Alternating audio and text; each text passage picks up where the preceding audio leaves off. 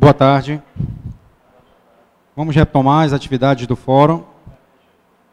Gostaria só de esclarecer, antes de nós darmos início ao ponto de pauta de hoje à tarde, que vai falar sobre a internacionalização do currículo, é que pela manhã nós tivemos o último ponto sendo tratado pela DTI, em que foram apresentados aqui, foi apresentado o módulo de extensão, só que pelo avançar da hora, este ponto ainda não foi concluído. Eu já conversei com o Renato da DTI e nós acertamos o seguinte, que amanhã de manhã nós iremos iniciar pelo ponto módulo de extensão. Ele irá fazer um breve histórico do que foi apresentado aqui e dará continuidade.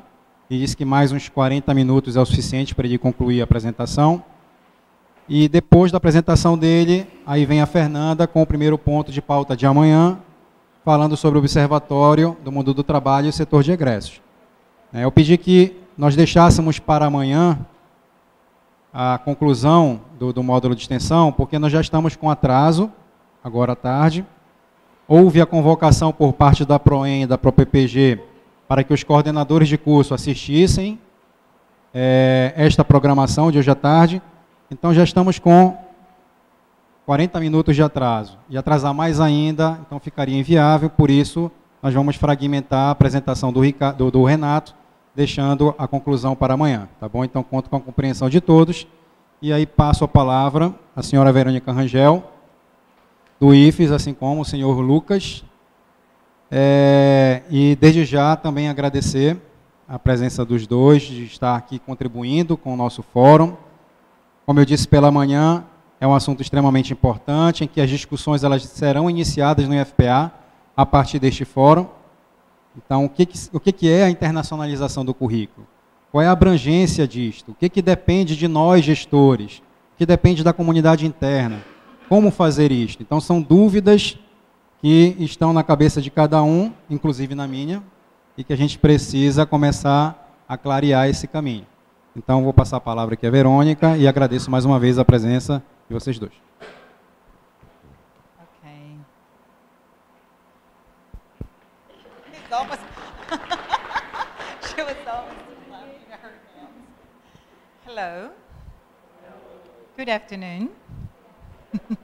How are you doing? Fine? Yes, we are tired, but let's have fun. Let's have fun. Okay, so can you understand me in English? Yes, sure. So, no. But you understood that I asked it. Do you understand me? No. So she understood me. Don't be afraid, okay? So all of you here understand if it's that okay for you? Okay, if we speak in English? Is that fine? You understand me, right? A little bit. The alternative is I speak in Japanese, which is better. Japanese, yes. He really speaks in Japanese. Yes, yes, in Russian also. Okay, guys, nice to meet you. Oh, thank you so much, Fabrício. Thank you, Regina, my dearest colleague of being here. We're going to try to speak slower. I know sometimes it's going to be harder, difficult, but it's part of the game, okay? So we came here today to talk about internationalization of the curriculum. It's a project that we have been doing at IFES since the beginning of this year.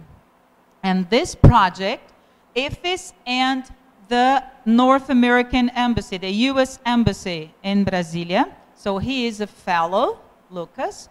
He's working with me. He has been working with me since February. And we're going to work till December, unfortunately, because he has to be back to the U.S. So we have been talked about this project now. Lucas is going to start to talk to you. In fact, this workshop could be 8 hours. So we're going to have a short demonstration. So please don't feel afraid of asking questions. You must. Okay, I didn't understand. Please repeat. What did you mean by that? We're going to find a solution, okay? The most important is the discussion for us to understand what we're doing here, okay? Or you can ask your colleagues, your partners to help you. Please help me. What is she saying there, okay? Or ask us to say, right? Is that okay?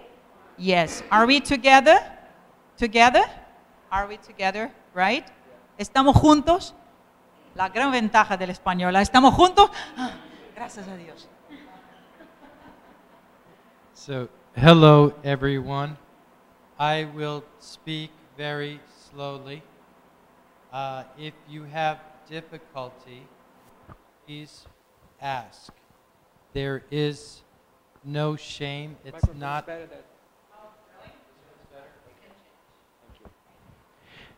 It is better.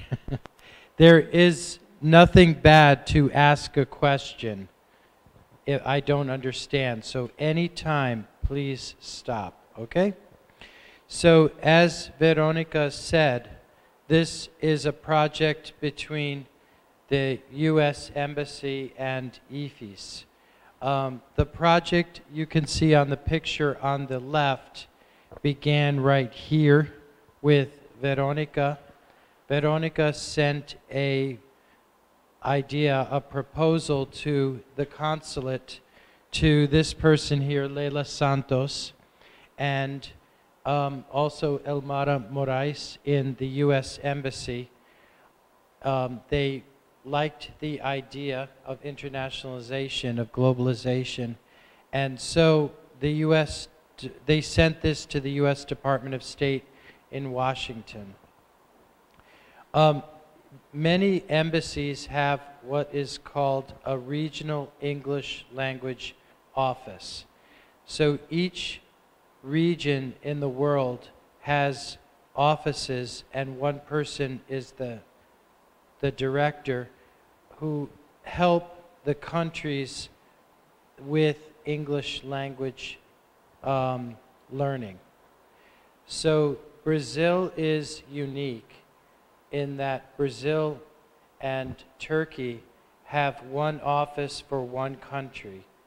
Most offices look after many countries, like Peru, it's Peru, Bolivia, Paraguay, Uruguay, Argentina, Chile. So they are very busy, but Brazil, it's a large country, so it's one region. When the project went to Washington, there's a program called English Language Fellows. And back in New York, where I'm from, I said, I think I'll apply for this program. From my end, I cannot choose the country. I cannot choose the city. So I put my application in, and maybe they say, okay, you go to Africa, you go to Indonesia. So when I got, you go to Brazil, I was really happy. And then when I arrived, I arrived in February, and then in March, we made this public to IFPA. IFPA, Instituto Federal do Espírito Santo, has 22 campuses. And we made the project in 3 parts. Part 1, we went to every IFPA campus. So I've seen all the IFPA campi. And then we had the CLEAL workshop, which you'll receive part of today. And then the third part is the follow-up, and also what we're doing now. We're traveling. Okay. Anything you want to add?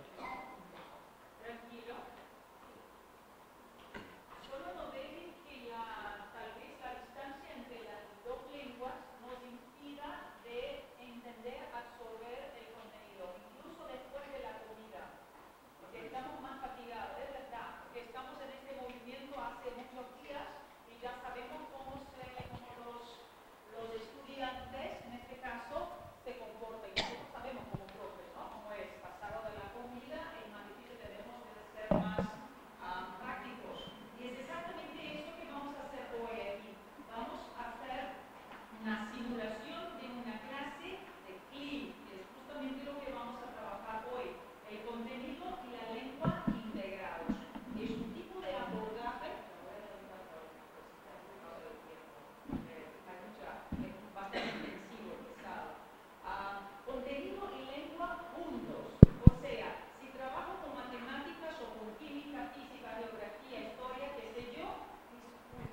causa de eso.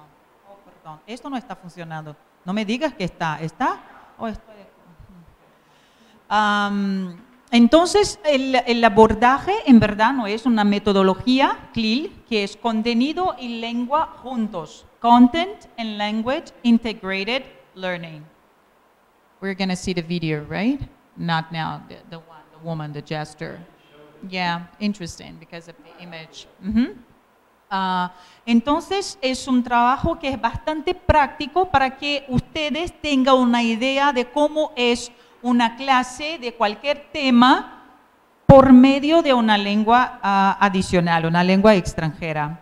Aquí estoy hablando en español solamente para que les pueda facilitar un poco la comprensión por causa de la proximidad con la lengua portuguesa, pero el tema estará todo en inglés. Entonces, no tengan vergüenza de preguntar incluso en portugués. Aquí esto no será el problema. Lo importante es que mantengamos la comprensión de lo que estamos haciendo, ¿vale? ¿Sí? Claro que nosotros vamos a hablar en lenguas extranjeras porque este es el propósito incluso de hablar de internacionalización.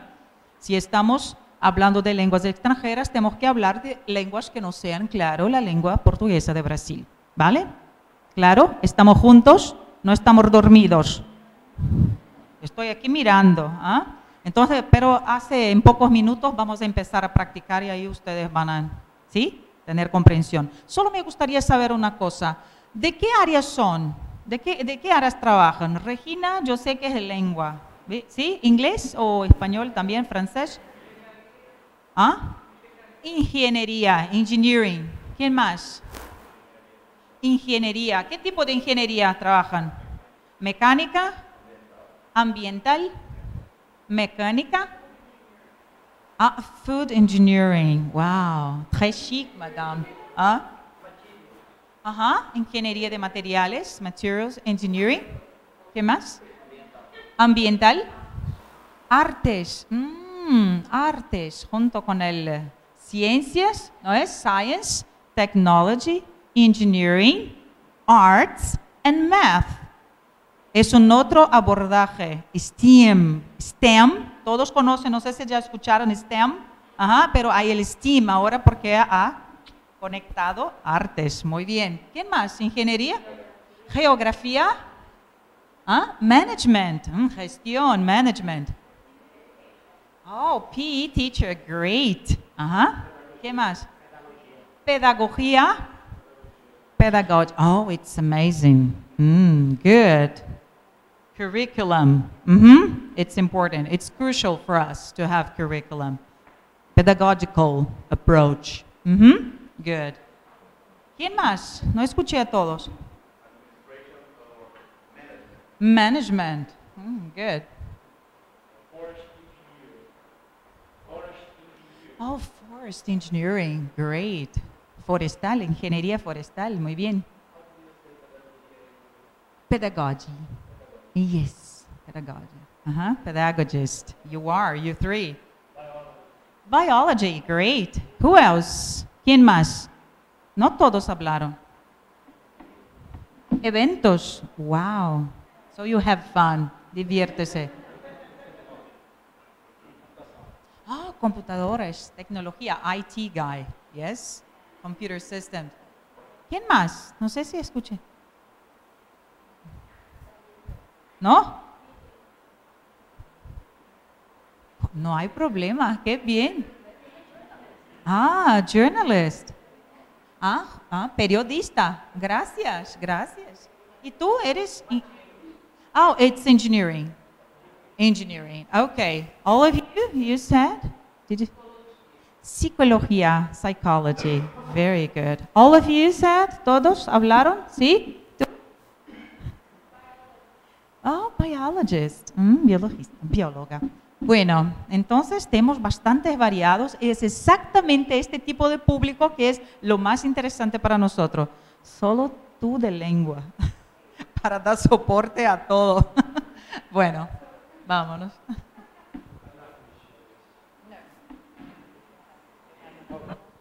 I forgot. So the term CLIL came about in the 1990s. Is anybody familiar with the European framework of common reference? So it's the A1, A2, B1, B2. So ¿Todos? ¿Sí? Los niveles de la lengua. Los libros generalmente de lenguas extranjeras tienen estos niveles de fluencia. A1, A2, B1, B2, C1 y C2. Como A1, A2, básico, yeah. B1, B2, intermedio, C1, C2, independientes, usuarios, independientes como si fueran nativos de una lengua, si es que es posible. So that came about in the late 1980s. Europe did not have a system of classifying what was intermediate, what was advanced. So to give you an example, and I'm making this up, let's say Cambridge University has advanced English grammar, and Oxford University, another famous university press, has intermediate English grammar. But when you compare them, more or less they're the same. So before, the publisher decided what was intermediate, what was advanced. So with the Common European Framework, all European languages had a base. So if you said intermediate, it had to be B range. So when Europe finished that, they said, well, how can we teach our youth at the end of their high school to be at B2 level? And that's where CLIL came from. It was a 3-year project in Helsinki, Finland, and it is really an approach. It's not a method. Method tells you what to do. Approach gives you freedom to choose what you want to do. Okay? Any questions on this? So it's used for additive language. And what does that mean? So if let's say you're Brazilian and you go and live in the United States and your children go to school in the United States, English is not something additional. English is something required. And the native language Portuguese would not be valued so much in US society because English is the dominant language. And with that, sometimes children feel a little bit inferior because their language is not valued. With additive, what that means is that if you learn English through CLIL in Brazil, Portuguese is valuable, very valuable outside, and English is also valuable. So there's no conflict with the child or with the adult that their language is somehow less. Okay? Are there any questions on that? Does everyone understand? Tengan miedo de preguntarse, no entiende, por favor. Yes, okay. Very good. I'm not going to show the video, but the theoretical basis or the pedagogical basis for CLIL comes from Stephen Krashen.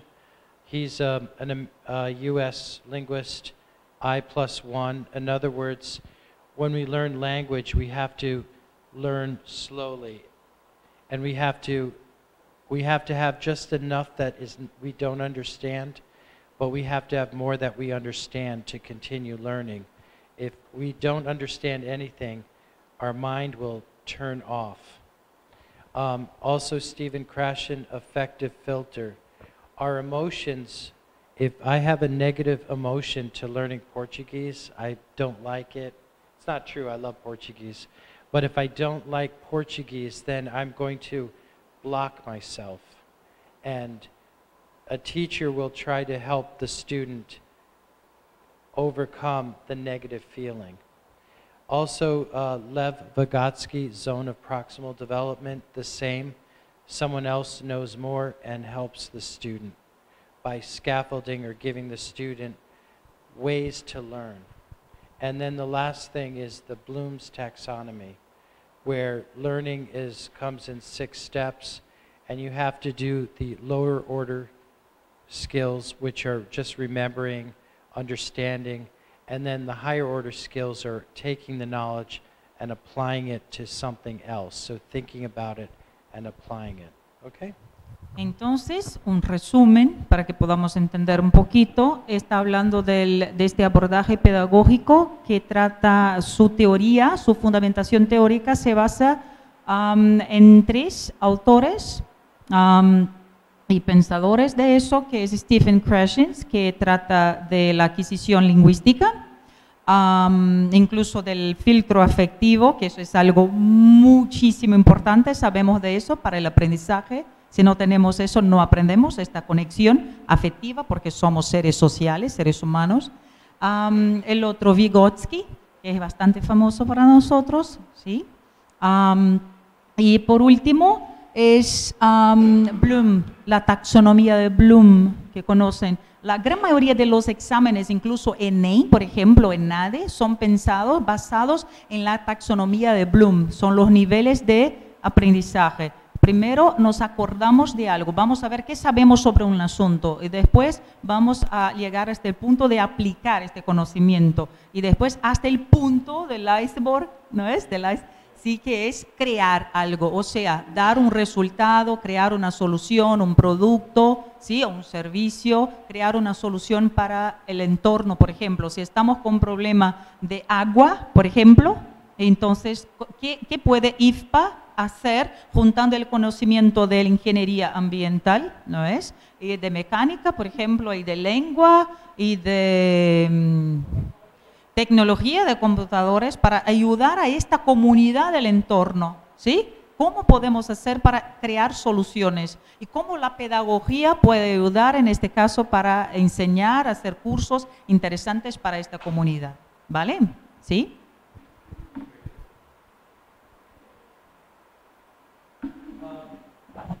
So in creating a lesson in CLEAL, there are 4 things that we have to consider, and they all begin with the letter C, so they're called the 4 C's. So the first is content, which is the subject, mathematics, science, biology, chemistry. Communication, language. So it's 4 skills: reading, writing, listening, speaking. Cognition. Cognition is where you take the content and the language and you integrate it using activities to make the students work. So in a CLEAL class, I do not blah, blah, blah, blah, blah. I give the students something to do.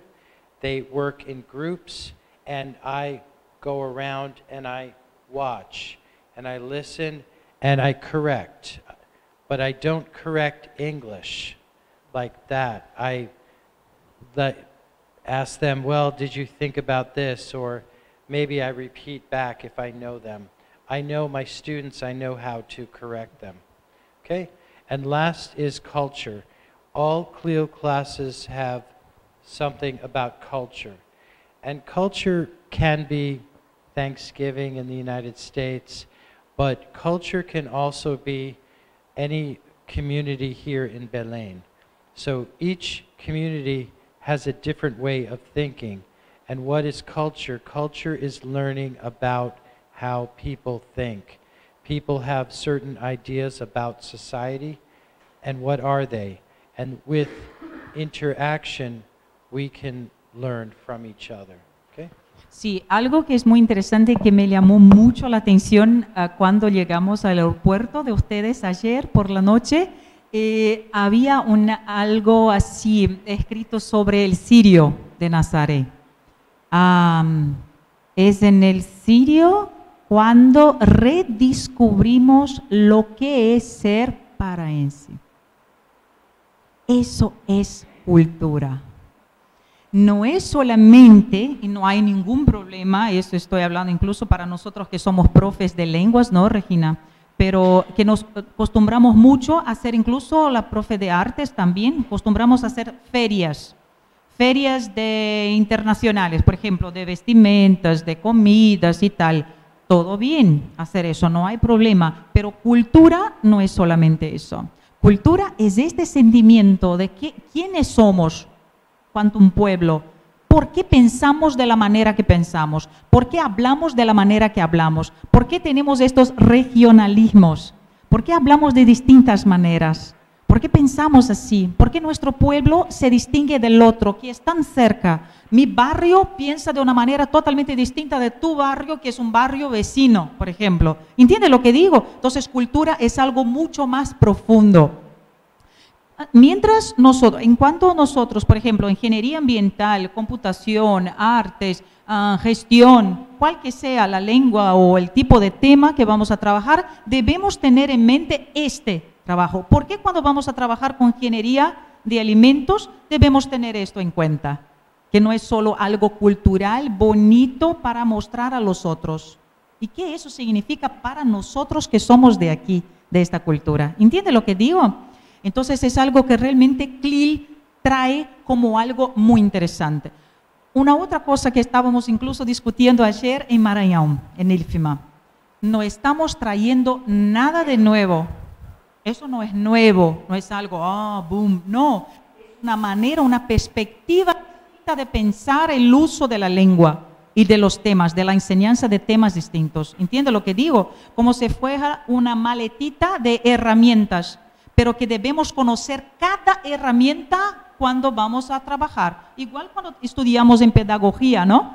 ¿Qué tipo? La escuela nueva, el constructivismo, la escuela antigua, estructuralista, pero nos demanda conocer todos para saber cuál herramienta voy a utilizar para aquel grupo, para aquel tema, para aquella clase. ¿Entiende lo que digo? Igual a los deportes, por ejemplo, debo conocer bien a ellos, los fundamentos, ¿no es? Teóricos incluso. Sí, querido.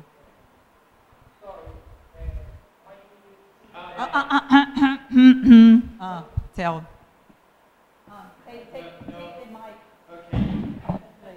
You beat me to it. When we start the CLIL lesson, we have a rule, and if you don't agree, it doesn't matter. You still have to use the rule. English, I'm an English speaker, and I make mistakes in my first language. I know you make mistakes in Portuguese because every person in the world makes mistakes in their first language. Everybody, no exception. Why do we feel such shame when it's our second language? Even more reason to make mistakes, but when we make mistakes, we learn. So never, never, never apologize for your English, okay? ¿Entendieron por qué? ¿Por qué pedimos? Para que no nos pedimos disculpas porque tenemos un inglés, un español, un francés, una alemana tan buena, discúlpame. ¿Por qué no? O portugués también, porque él no pide disculpas por eso. No pide. Entonces, pero tiene razón, porque eso es algo muy psicológico. Cuando hablamos para nosotros o para alguien, discúlpame por eso, por mi mal inglés, por ejemplo, estamos diciendo para nosotros mismos, nuestro subconsciente, que nosotros no tenemos competencia y no vamos a hacerlo nunca bien. ¿Entiende lo que digo? Nos rebajamos, ¿entiende? Es algo muy psicológico, eso es una cosa muy importante. Y ahí yo pensé, cuando él me habló eso por primera vez, yo siempre hablé eso sobre las matemáticas, sobre la física. En mi caso, no puedo hacer eso, no puedo alejarme, distanciarme tanto así. Tengo capacidad, tengo competencia suficiente para aprender, por más que no sea mi talento, no es mi tesoro, pero es algo que tengo que aprender, si es importante o si es significativo para mí, ¿entiende? Entonces son tipos de creencias que debemos tratar de cortarlas lo cuanto antes, para que podamos empezar. Y es así que debemos hacer con nuestros estudiantes también, ¿no? Sí, Regina. No, I was listening to her. So, what's the way to act? Just to say, I don't know. I'm sorry for this. I don't have to say sorry. Whatever people understand or not. This is what you mean. Is this the approach? No, there's a difference between the classroom.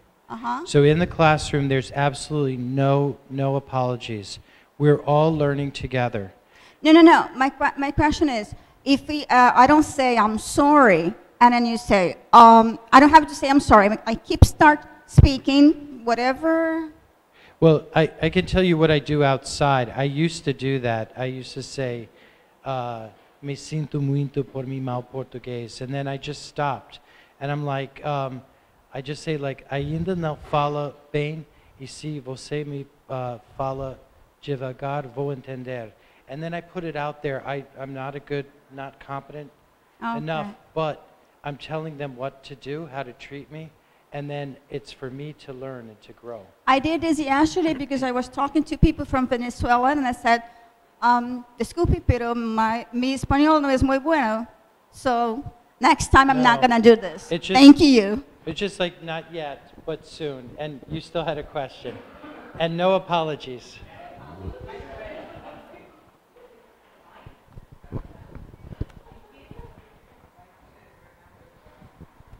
My name is Gomes, Laércio Gomes. These are the first step to do internationalization of the curriculum. Is content, communication, cognition, culture. Is the first step? So yes, from the teacher's perspective, yes.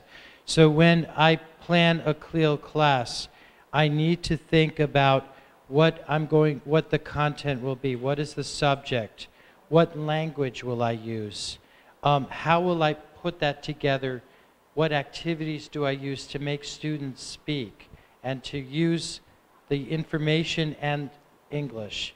And then I have to bring in something about culture, just a different perspective. It is relationships. Everything is relationship. We learn by relating, at least adults, we learn by relating new information to past. So you're always doing that.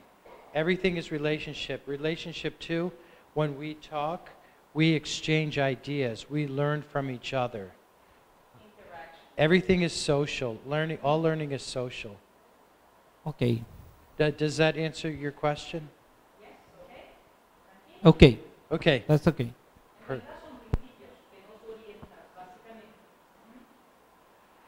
Okay.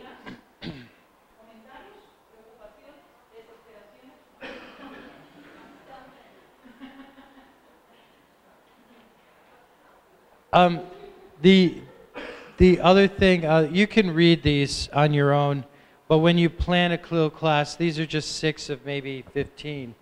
But the 2 that I find really important are number 2. So even for adults, in adults' classrooms, you want to make the learning environments feel safe. So adults and children need to feel that they can make mistakes and it's okay. We're here to learn. So you have to create first the environment. And also this number 5, cooperation. Students will learn to cooperate with each other. However, this is really a wonderful opportunity for faculty to cooperate with each other. So find somebody in another area and maybe try to make a project together. And then that way you're actually sharing the work, you're interacting with each other, you're getting new ideas, and you're building something new. And at least in the United States, what I saw was at the school I worked at, and I'm not picking on them, but let's say the English department and I'm making this up, communications didn't talk to each other. Even though they do something that's very similar, it's all about speaking and about communicating in a nice way. So it's really an opportunity for us to do something different.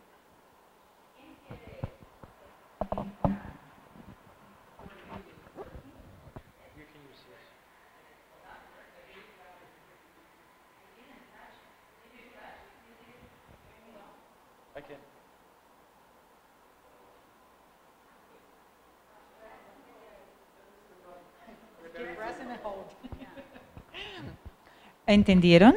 ¿Quién puede explicar lo que le acabo de decir? En portugués. Voluntarios. Volunteers. Mi mano es bastante democrática. Nadie, ninguna persona, nadie entendió lo que le acabó de decir.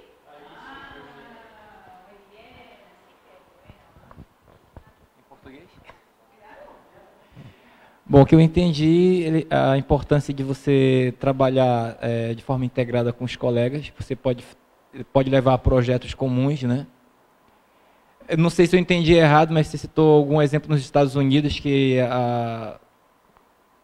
não sei se foi um exemplo que você citou, que não teria havido comunicação, as pessoas não gostavam muito de interagir, ou foi o contrário, talvez não tenha entendido bem, mas o sentido da fala foi a respeito da colaboração, da importância de colaborar com o outro, de aprender com o outro e desenvolver coisas conjuntas e aprender a partir disso.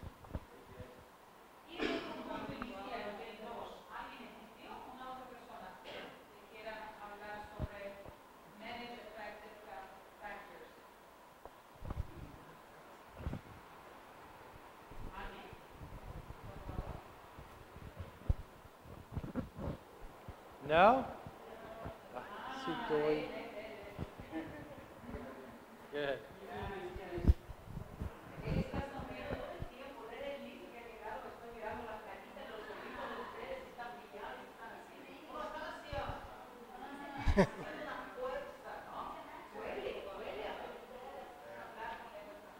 Sobre o item 2, o professor estava destacando a importância de, no caso, diminuir os filtros afetivos para criar um ambiente seguro na sala de aula, muito importante para que o aprendizado possa fluir com mais facilidade, mesmo com os adultos, que às vezes trazem muitas resistências e às vezes fica difícil envolvê-los nas atividades.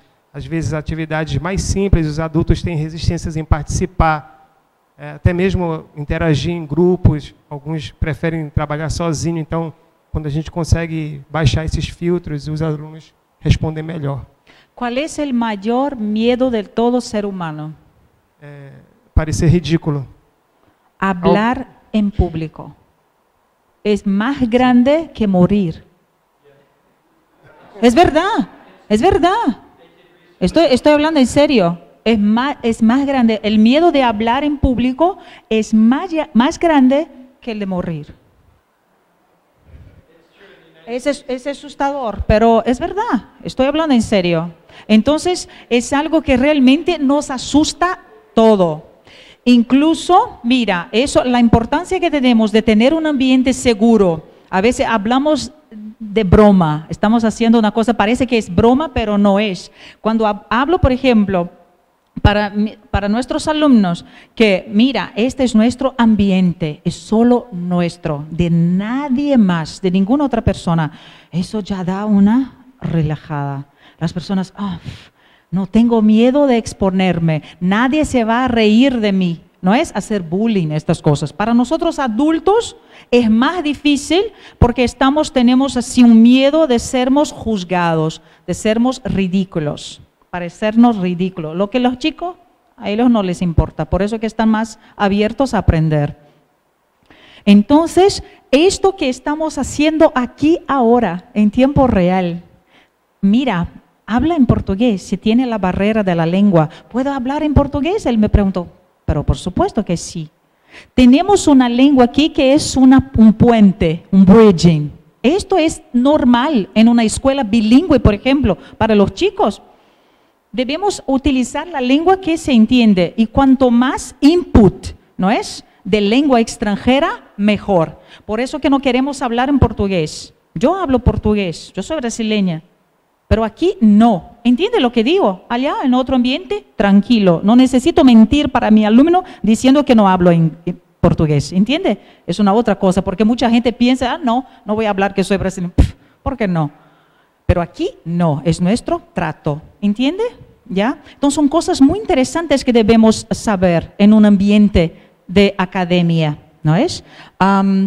Entonces, cuando hablamos de filtros afectivos, es algo esencial. Muchas veces nos ponemos tan preocupados con la ementa, ¿no es? Con el plan que tenemos que hablar, el contenido de los computadores, tengo que hablar con estos pintores, y nos olvidamos de mirar a los ojos de los alumnos. El primer contacto es humano, es siempre así, es el afectivo. No podemos hacer una gestión de una empresa si no tratamos de las personas. No podemos enseñar ningún tipo de contenido, no es pedagógico, lo que sea de ingeniería, si no estamos conectados. Los deportes nos enseñan mucho eso, ciudadanía, que tú has hablado por la mañana. Esto es fundamental. Hay personas que ponen el cultura como ciudadanía. Aquello que has dicho es perfecto hoy por la mañana. Esto es muy importante, citizenship, que has hablado, ciudadanía, ¿vale?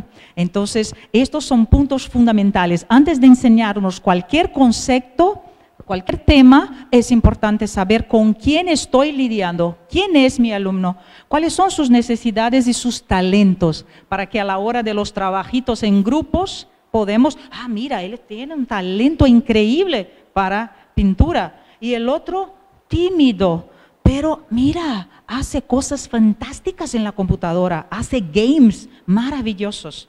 ¿Entendido lo que decimos? Son cosas muy simples, ¿verdad? Pero que hacen toda la distinción, ¿vale? Can I make an extra comment, please? Hablando en inglés, mira. It's just an interesting information, I believe.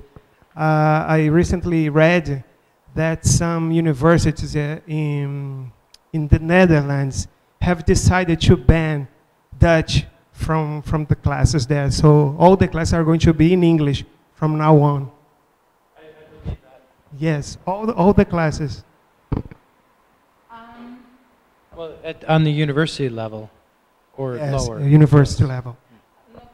No quiero traer polémica, pero bueno, son cosas un poco delicadas porque sabemos que la lengua inglesa es la lengua franca, no pertenece solamente a los hablantes de la lengua inglesa en todo el mundo, pero yo soy a favor de un equilibrio. Si estás hablando de Holanda, ellos hablan el holandés además del inglés también. Incluso en Portugal hoy en día, Italia, también tienen programas enteros en inglés. Ustedes saben de eso, ¿no? Para los estudiantes internacionales. Pero si estamos a favor del plurilingüismo, debemos favorecer también nuestra propia lengua. Y estoy hablando de eso no solo de Libras, estoy hablando de los indígenas, de tantas otras lenguas minoritarias que tenemos en todo el mundo. Esto es polémico. Porque muchas veces vemos, sí, hay que aprender, yo defiendo eso, hay que aprender otras lenguas, pero también mantener la nuestra. Mientras somos las personas responsables de las oficinas de relaciones internacionales, es fundamental que tengamos en mente esta reciprocidad, algo que nosotros brasileños no tenemos tanto costumbre como los norteamericanos, por ejemplo, tienen. Que es lo contrario incluso de nosotros.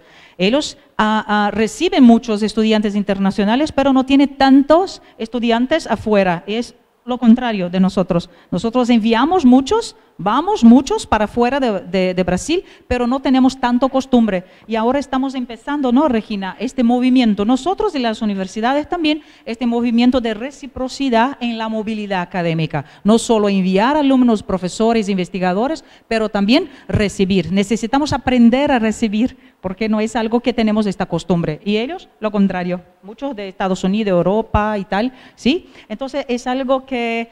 Eso incluso yo leí un artículo estos días hablando sobre eso en Holanda y muchas personas están criticando, ¿por qué tan radicalismo así? No hay necesidad, pero bueno, incluso para que las nuevas generaciones no pierdan esta costumbre. Ustedes tienen aquí una curiosidad, en Belén ustedes tienen, ¿qué lenguas, qué dialectos, cuáles son las influencias lingüísticas del Estado? Que es enorme, muy grande.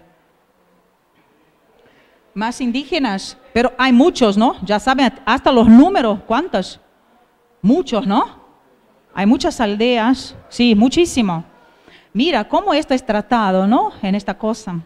Eso es algo, esas cuestiones son muy importantes, incluso de los emigrantes, refugiados, son otros grupos, ¿no? Lengua como lengua de herencia también, en fin, hay un montón de cosas, pero hay un punto muy positivo, pero también hay solo esta cuestión del equilibrio, ¿vale? ¿Sí?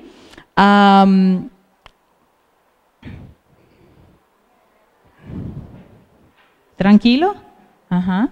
Estoy mirando los ojos todo el tiempo para ver quién. Hay personas que miran al celular así para no mirar. Tranquilo. Ujú. ¿Tú también? ¿Tranquilo? Vale. ¿Sí? Ahora vamos a ver un video. Let's gonna see a video. Right now? No internet. Sin internet. No, no tienen. Sin internet. No estaban utilizando.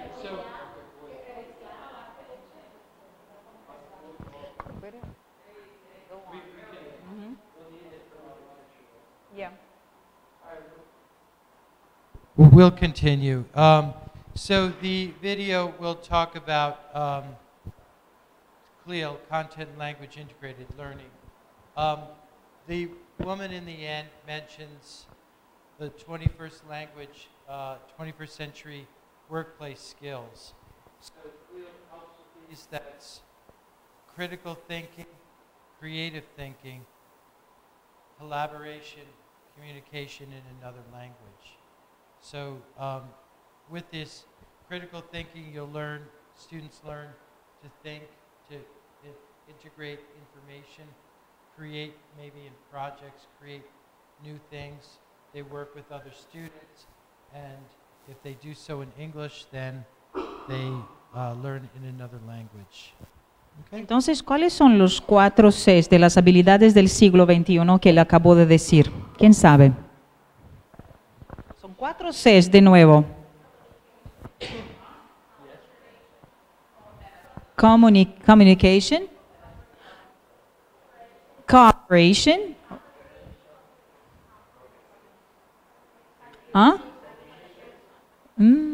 Están confundiendo. So two have to do with thinking, and one has to do with speaking, and one has to do with people. So he said communication, speaking, collaboration, work with people. 2 have to do with how we think. ¿Ah?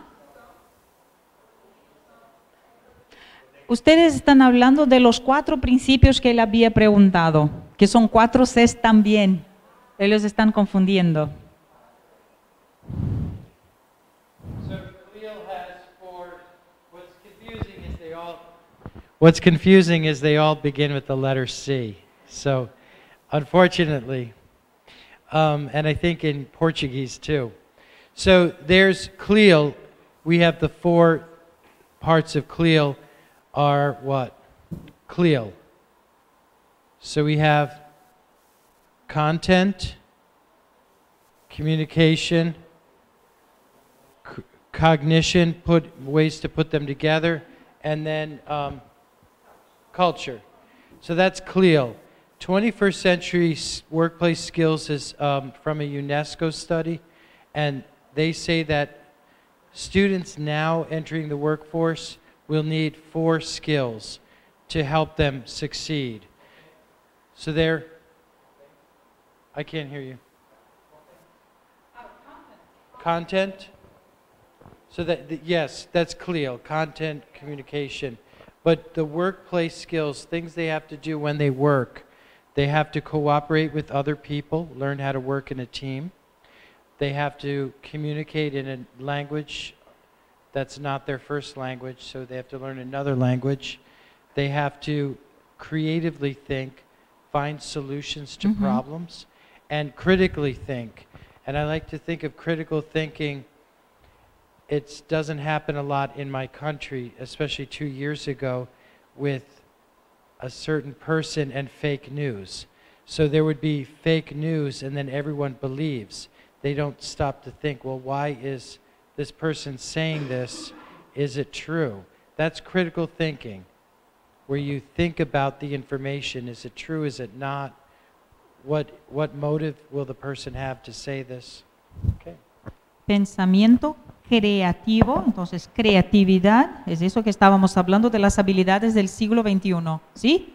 En el mercado laboral, incluso para los estudiantes actuales de esta generación. Pensamiento creativo, creatividad, pensamiento crítico, criticidad, el otro C, ¿sí? La otra C. Y después, ¿cuáles son los otros? Las otras habilidades del siglo XXI. Creatividad, criticismo, o sea, la crítica, tener un pensamiento crítico, pensar, razonar. ¿Qué más? ¿Cuáles son los otros dos? ¿No? Del siglo XXI. Comunicación de una manera general en otros idiomas. ¿O no? ¿Y? ¿No? ¿Nadie? ¿No? La cuarta habilidad, la cuarta C, ¿no? Todos están dormidos, Lucas. No, profe, no estoy dormido, están hablando.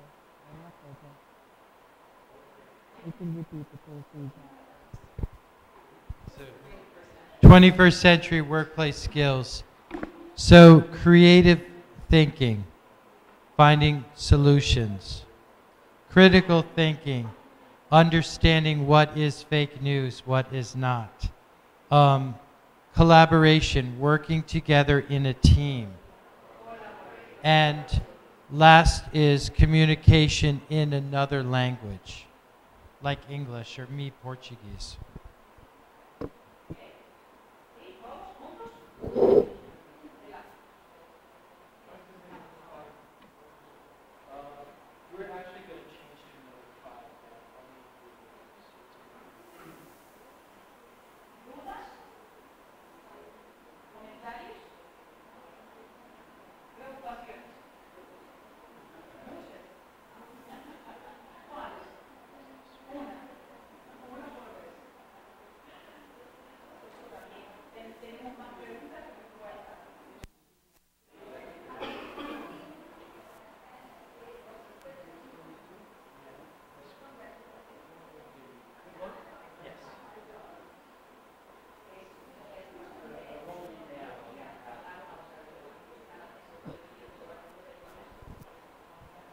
Okay, so now it's time to have some fun.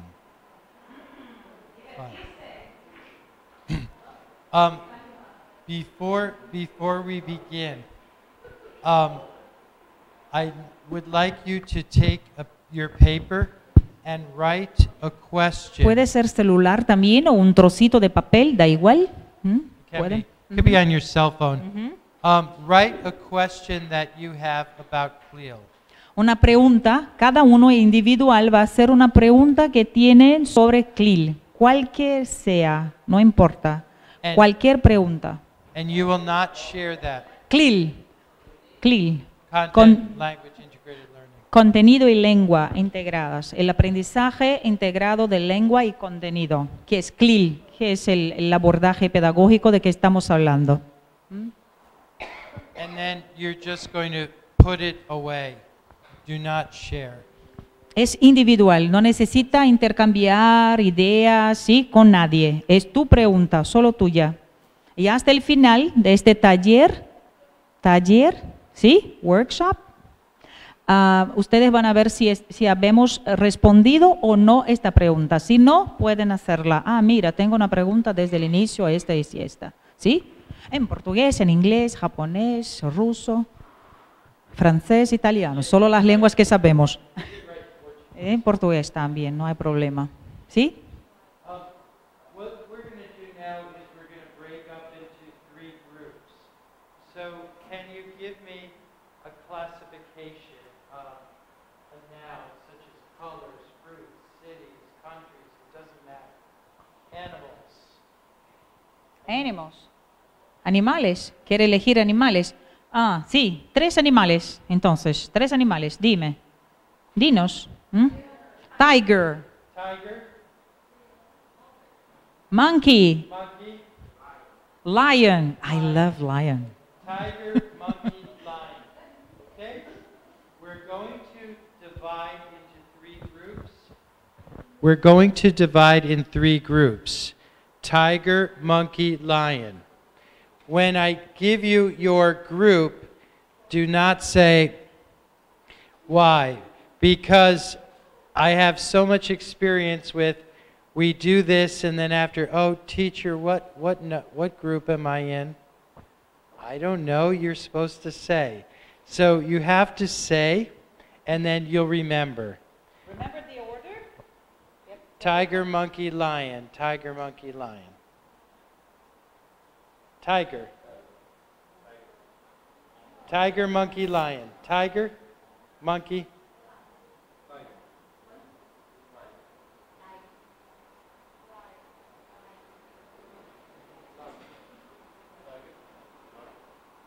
Lion. Tiger.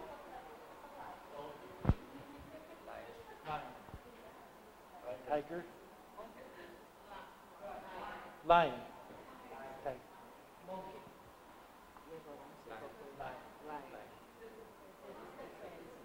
Oh, okay, you're not here? You sure you don't want to join me?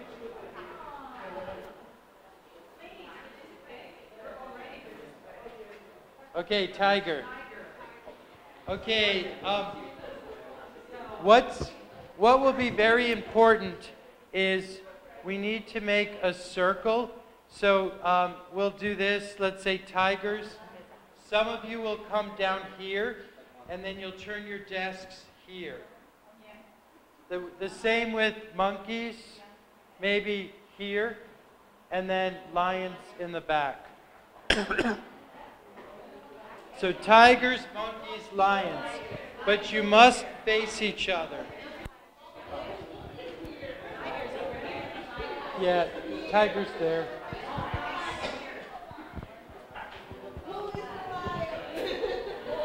Lions are in the back.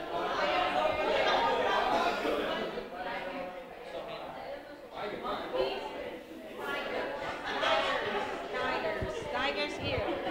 Tigers.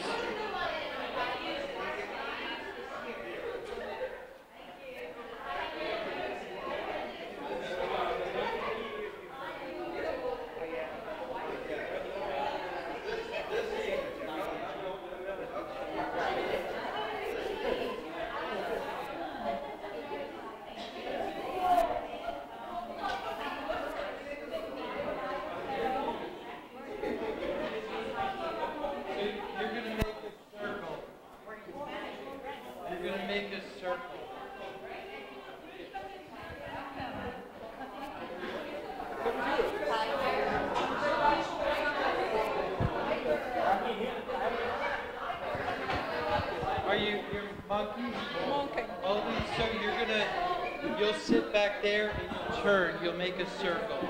So you could sit there and then you just turn around. You are one group.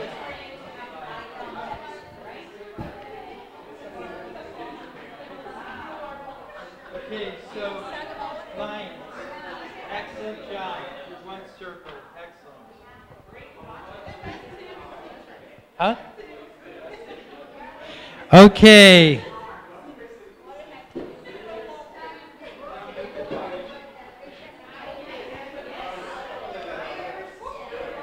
So Look like tigers. Look they at do. their faces. They do. Tigers. La mirada de tigre. I know what it is. That's why I'm just. Wait till the Molly picture. Okay, everyone. What we're going to do is this. Our class will be, this will be history, and it'll be United States history. I know it's kind of boring, but hopefully this will not be boring. I love history. But anyway, so let's imagine we're in a history class and it's United States history, specifically the Revolutionary War or War for Independence. So in the United States, history classes in the month of February talk about African American history. So from an African American experience. So we read stories about African Americans and their lives. In the month of March, it's women's history. And women's history came afterwards, but many feminist thinkers in the United States will look at this word history and they'll say, his story. And they say, look, even in the word, history is all about men. It's it's not about women. It's a coincidence, of course, with his and story. But the word herstory has been created. It's not in the dictionary, but people understand it. So they talk about herstory or women's perspectives. We're going to learn about the Revolutionary War and incorporate a woman's perspective into it. Before we do that, in language class, we're going to do a reading. But before the reading, typically what you do is you have students say what they already know. So if you have an idea about the content before, when you read, you understand better. Okay, it's true in Portuguese, it's true in English. So what we're going to do now is you're going to talk about what you think are the causes of the U.S. war for independence. And if the answer is nothing, that's okay. Because if you know everything, we can take our plane back to Vitória. We don't need to stay, right? Exactly, exactly. So there's no shame in not knowing. Anyway, we haven't done anything, so I don't expect that you know everything, but when you talk, you'll start, oh yeah, I remember that, and I remember that. So we'll start with the first thing. What day is Independence Day in the United States? And the movie tells it to you, The Patriot.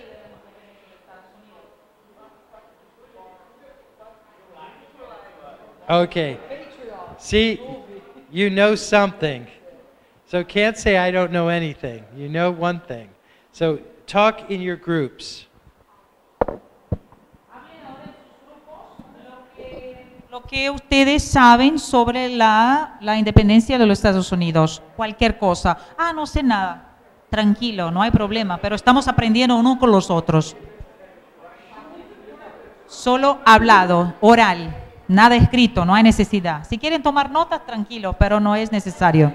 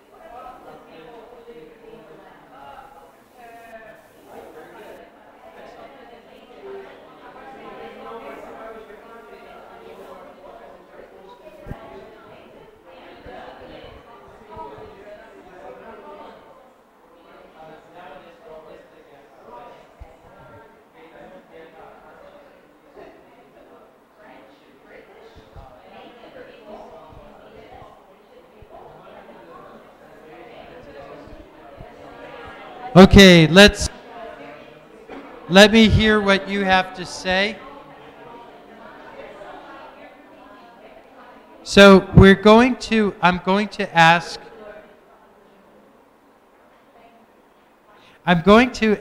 each group to tell what they talked about. I guess if you want, you can say English, Spanish, Portuguese, or Portuguese. If it's in Portuguese, Veronica will have to correct. I'm just kidding.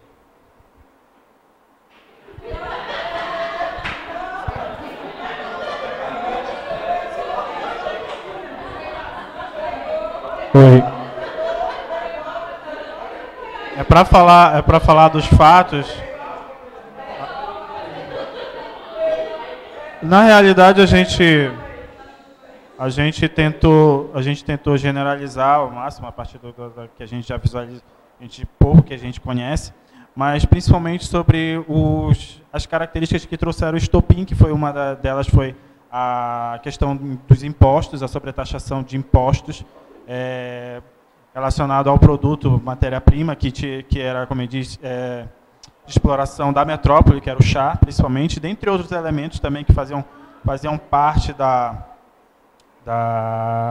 relação econômica direta entre metrópole e colônia, e foi quando as 13 colônias, e isso foi um fato unificador para reunir as 13 colônias, porque a divisão entre a América do Norte, digamos assim, Estados Unidos numa região norte e numa região sul, ela vem desde antes mesmo da própria guerra pela independência. São linhas de pensamentos diferentes e até mesmo de adoções diferentes de culturas e de posturas frente à sociedade. Mas essa sobretaxação possibilitou uma união entre as 13 colônias justamente para fazer frente.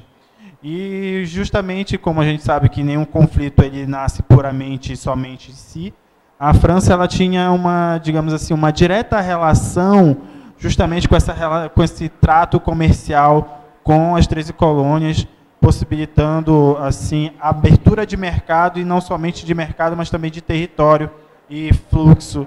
Eu vou parar porque tá ficando muito aula de história isso aqui.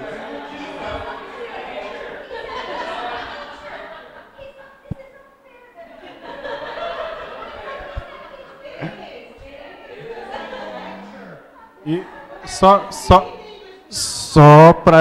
para finalizar, os principais atores foram não somente os Estados Unidos e a França, mas também uma participação indireta dos indígenas norte-americanos e também já na ala norte, digamos assim, da parte norte das 13 colônias, de alguns negros que tinham sido libertos anteriormente, que depois foi gerar a guerra civil que dividiu em duas partes os Estados Unidos.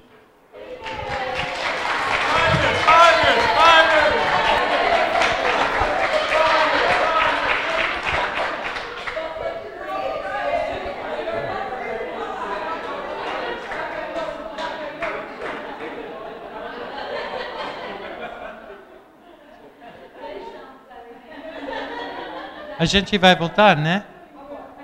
Vai. Ok, what else? Anything else?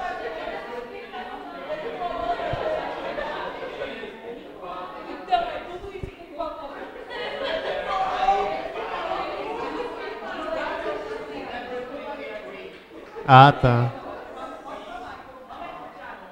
Aqui é praticamente tudo que você já falou. Mas você esqueceu de uma coisa. Esqueceu de uma coisa. Do filme do Will Smith.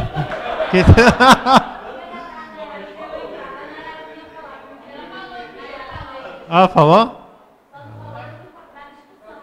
Ah, mas tinha que ter falado, né? Ah, da Estátua da Liberdade, né? Que foi...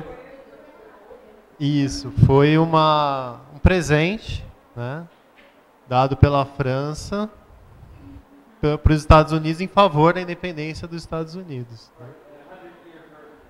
Uhum. É isso.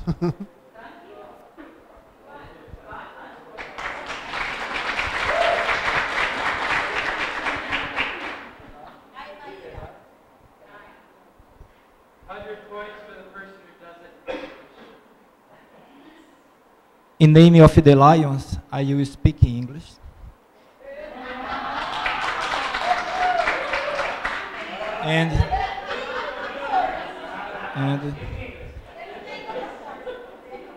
And we completely agree with tigers. That is all.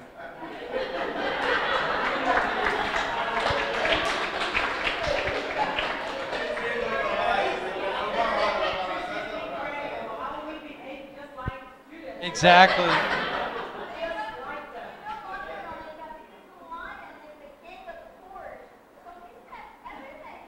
Exactly.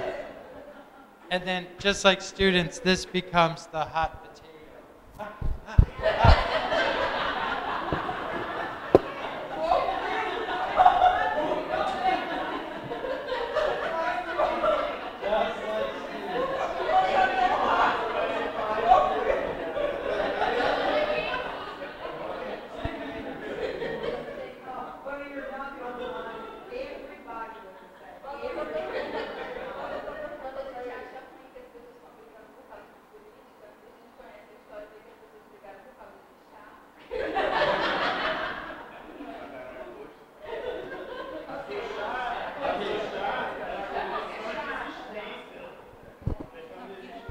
Okay, everyone.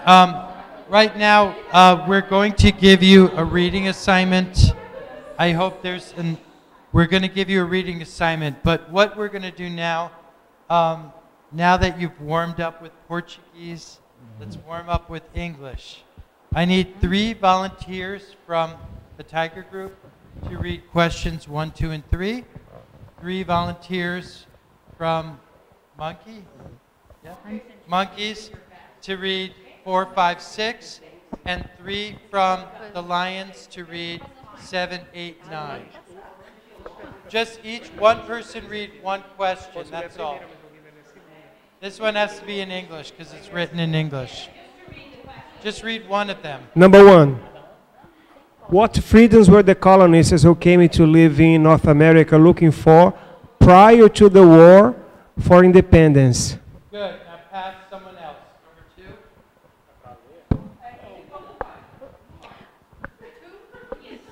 Who fought in the 7 Years' War?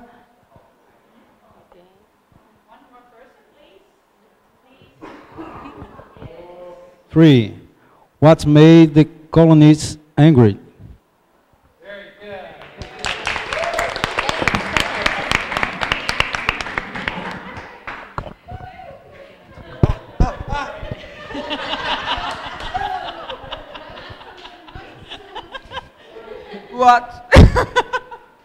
What 2 events occurred in Boston?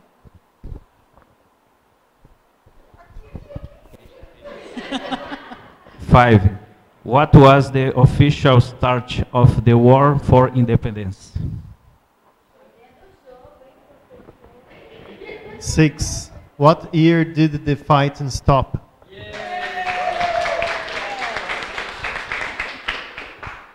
7. How did the British lose?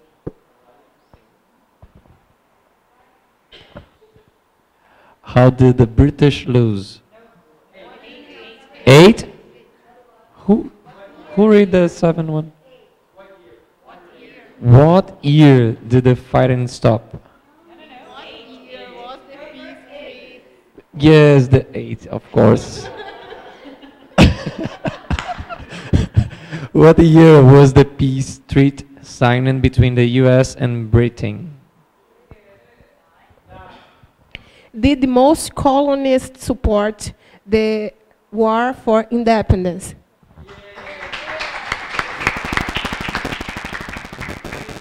Any vocabulary doubt? Any doubt?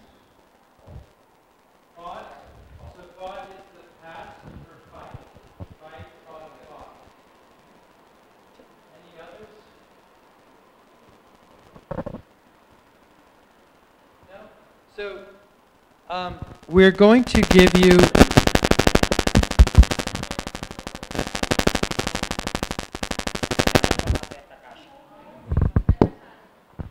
Does it work now? Okay. We're going to give you a reading, and so we could pass that out. We have 30 copies. I hope we have it. We should have enough. How many? 1, 2, 3, 4.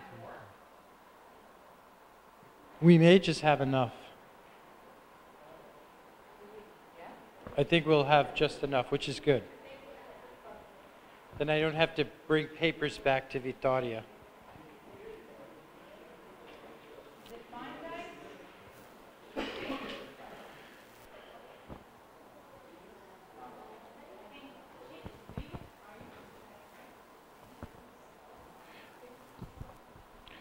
So before I do reading with students, we talk first about the reading, and then the second thing we do is we look at the reading and we look at the title, the headings, and the pictures. And we're going to do that together right now when everybody has one.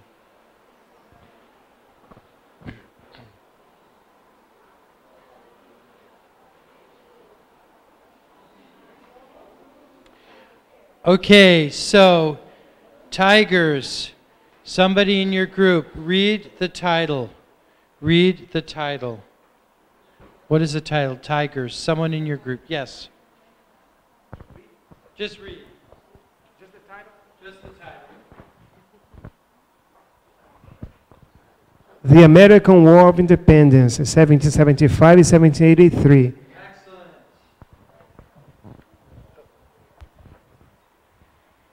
Okay, monkeys. They have a mic. Oh, they do. Monkeys. First, someone read the first subheading. You have the mic right there. First subheading.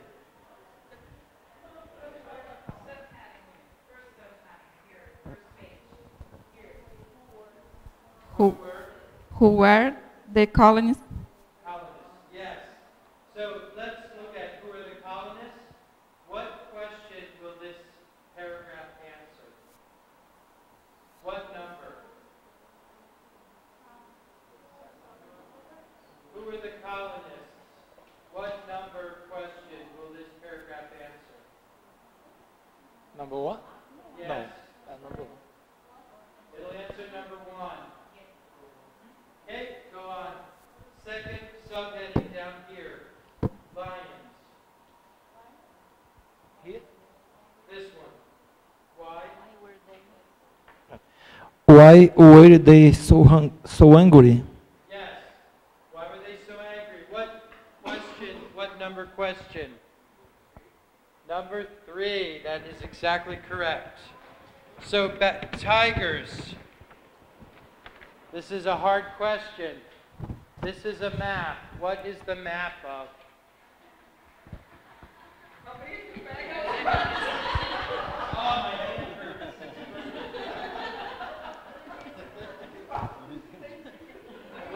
is the map of?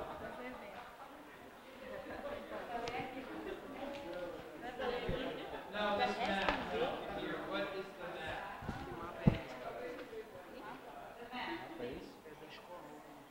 It's not Brazil.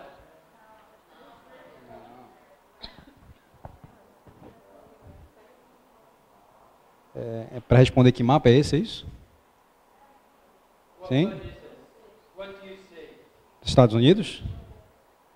Das 13 colônias? Sim? O que mais?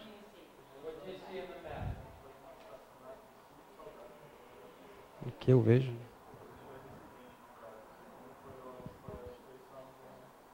Ah, vou colar aqui.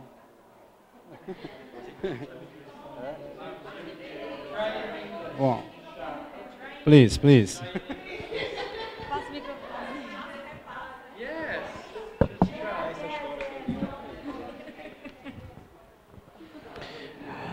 Well,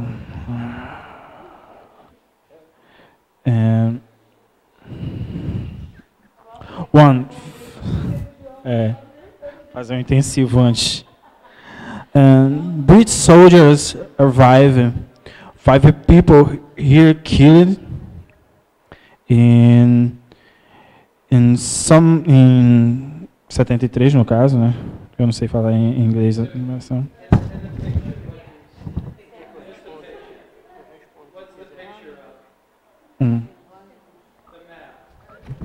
É do mapa? O que é?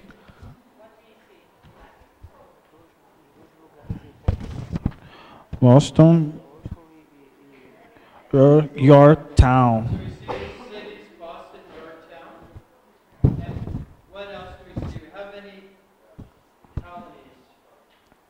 Yes. I didn't count, but there should be 13, right?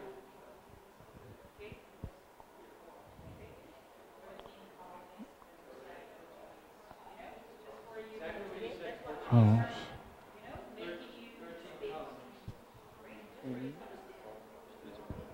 Estou conseguindo entender. Your town. No, Boston, your town.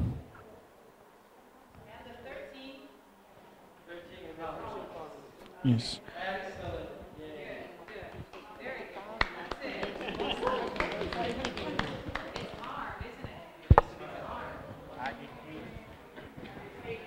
Okay, monkeys.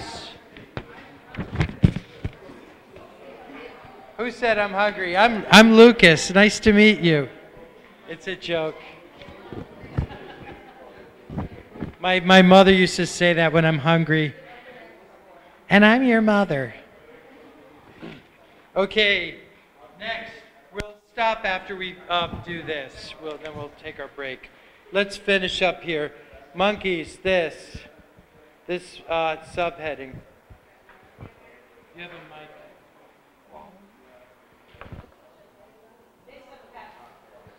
So monkeys, please read this subheading. Mike's there.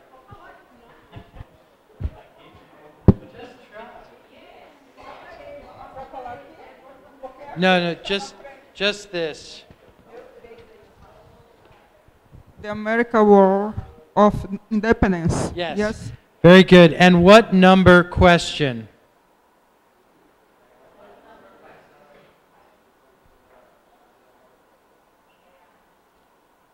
Number. What was the official start of the war for independence? That is exactly correct. Number 5. Yes. Next, lions. Second subheading. Lions. The British surrender. Yes. What is another word for surrender? 6 and 7, especially 7, they lost. Okay, next. What is the caption under the picture? The caption under the picture. Oh.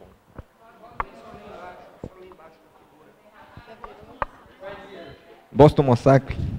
Massacre. Massacre. Yes, excellent job. Okay, so what number would that correspond to? Number 4 is exactly the right answer. So now we have one event.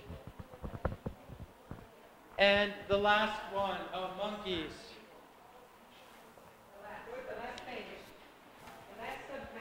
The last one, and then we can eat and drink. What's the last sub? Who's going to read? So the last subheading here.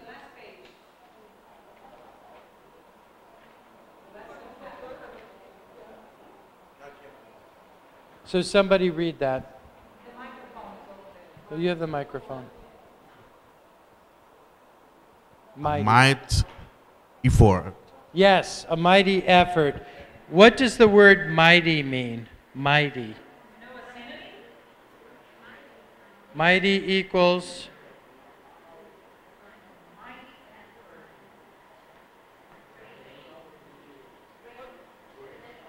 So it means powerful. Mighty and powerful are the same idea. Mighty is an old English word. Powerful comes from French and originally Latin. So English has some of these words where we have one from Old English, one from French, but they mean about the same thing. All right, any questions? Can we agree on 5-minute break, or is that too short? Or 10? Okay, I have to tell you, if it's 10 minutes, I'm North American, it's 10 minutes, okay? I know.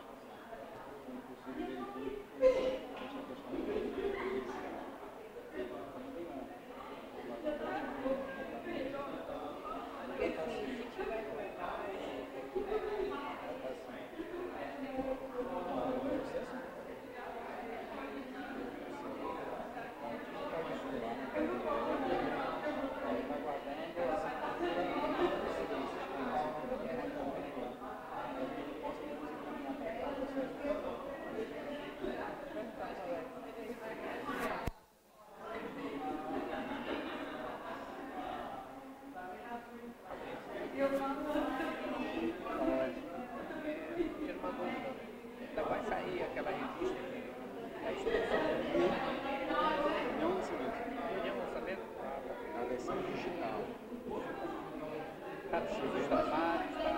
Como é que tá? Acontece.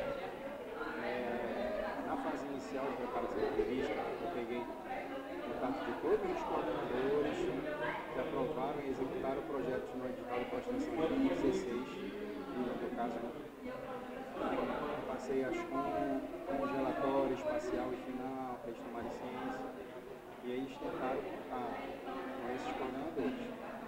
As do campus? Da reitoria. E alguns eles não conseguiram contato. Na verdade, tá bom isso aqui.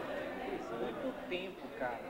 Se não entrar nessa edição agora do trabalho, a gente coloca para a próxima. Eu lembro que eu mandei uma versão para. Não lembro como foi o período, mas eu me lembro de uma versão de doar do campus. Eu não sei se foi. Mas se não tiver, a gente porque vai ser em periodicidade semestral. Cada semestre tem uma edição. Para a próxima, a gente está até pensando em lançar um edital, uma chamada.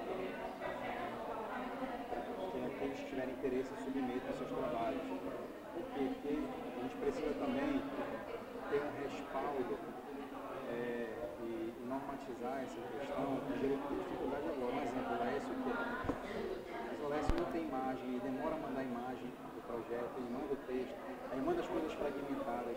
É uma luta para fechar a matéria. Então, com o edital já está lá os pré-requisitos, tudo que ele precisa fazer, quais as obrigações. E aí a pessoa, se eu me coloco à disposição, não, eu vou participar do edital, eu quero que o meu projeto entre na revista, eu sei que eu tenho que cumprir aquilo ali, entendeu? É melhor mesmo, é verdade. Vai tinha dificuldade. Bastante. E a versão impressa, ela deve sair no início do ano agora. Por questões no processo licitatório, não foi possível imprimir. Mas a versão digital está pronta. Aí a gente precisa esperar a virada do ano para resolver esse processo licitatório. E aí a gente deve gerar 5.000 exemplares para poder mandar os campos. A questão também na revista ela tem como objetivo que a comunidade conheça o que é o IFPA dentro do Fórum de Extensão, para encaminhar os nossos parceiros, essas comunidades que são visitadas, isso é o nosso propósito. Agora fica de olho, eu acho que não entrou a matéria, eu acho que a matéria não entrou, eu acho, não tenho certeza.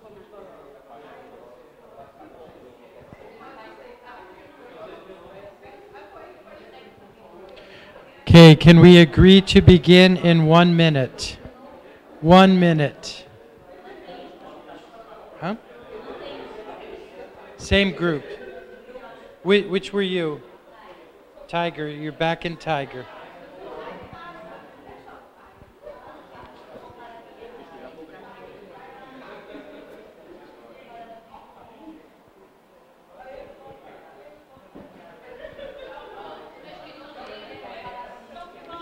Please join your same group.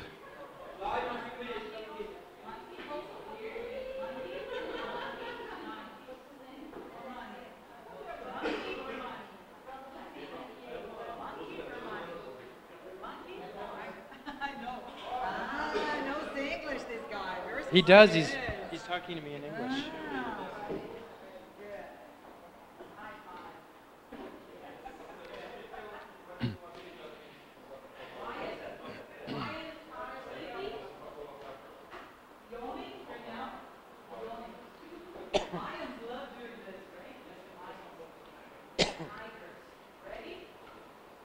Did we lose some animals?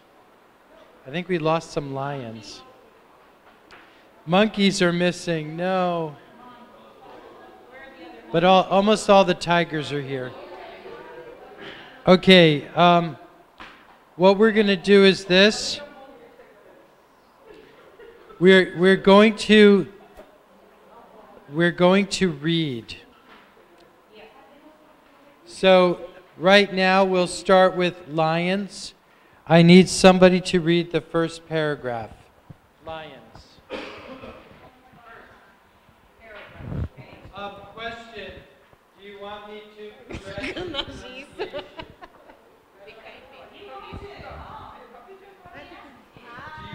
you want me to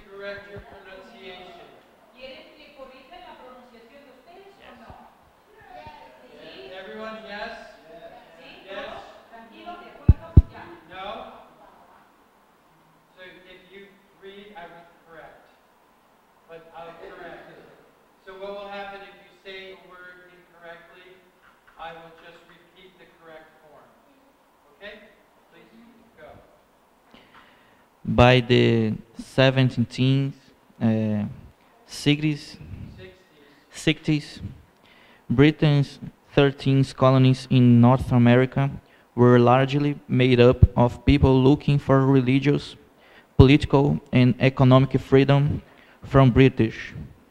Some had actually helped Britain by fighting against the French in America during the 7 Years' War, 1754, 1763. Yes, very good. So this is not 7 years, this is 9 years. I don't know why in the United States we call this the French and Indian War, not 7 Years' War.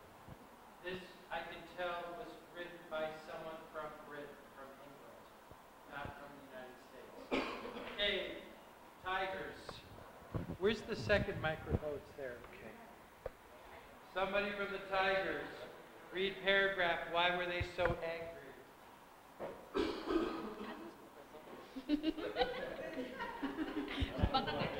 Ok, agora eu que me perdi também. O que é pra fazer? Read? Oh, God. Tudo. Essa é grande pra caralho. Why were they so angry? When the 7 Years' War was over, the colonists thought that Britain would reward them in some way. Instead, Britain used new laws and taxes to make the colonies pay for the British army in America. The colonists showed they were angry. There was a riot in Boston in 1707, and when British soldiers arrived, 5 people were killed. This incident became known as the Boston Massacre. Oh, thanks. In 1773, some angry anti-British colonists attacked a ship in Boston Harbor. It was carrying a cargo of tea, and they were supposed to pay the British government a tax to import it. Rather than pay the tax, they threw the tea in the sea. This event is known as the Boston Tea Party. Excellent job. Thanks. Next.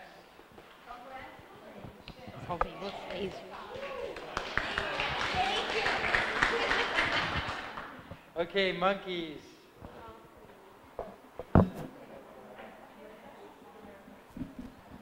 The American War of Independence.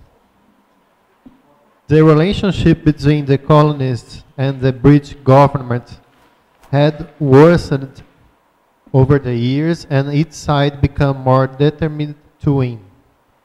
In April 1775, British soldiers were sent to seize colonists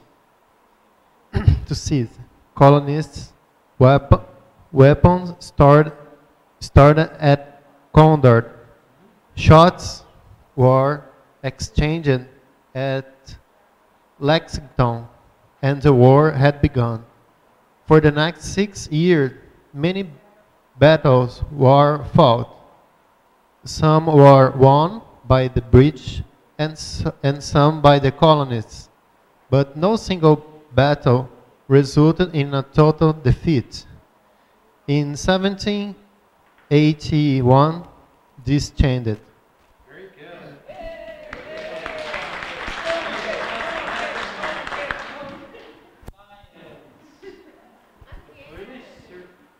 Again? You don't have to do it, you can share.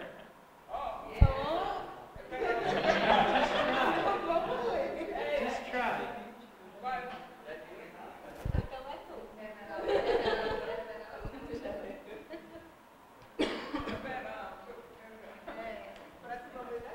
the British surrender. In early 1781, a British force led by General Cornwallis was trapped in Yorktown. A French fleet controlled the sea and the colonial army, with the French always blocked the land as access. Later in the year,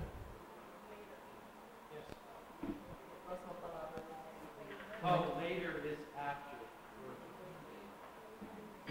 enabled the escape and worried.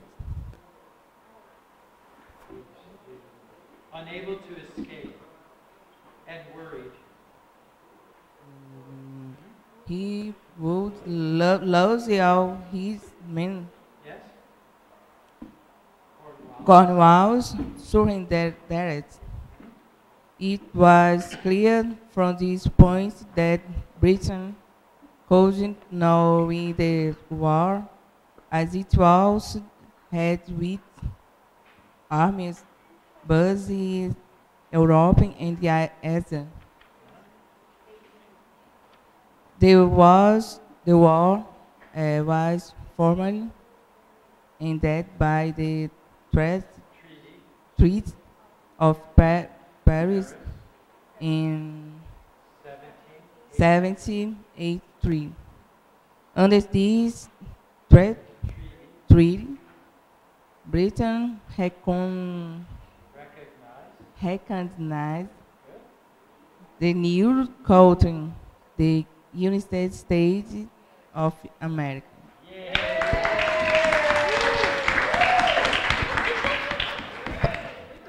You can keep there. Okay, Tigers, last paragraph. Someone do.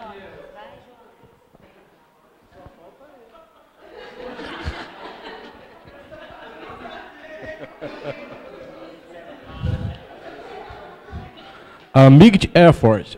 Americans often talk about the war with Britain that gave them their independence. There are many heroes in these conflicts, as just a small group of colonies fought a war against Britain, which was one of the most powerful countries in the world at the time. By winning the war, they showed others that with enough effort, thank you, almost anything was possible. Tigers!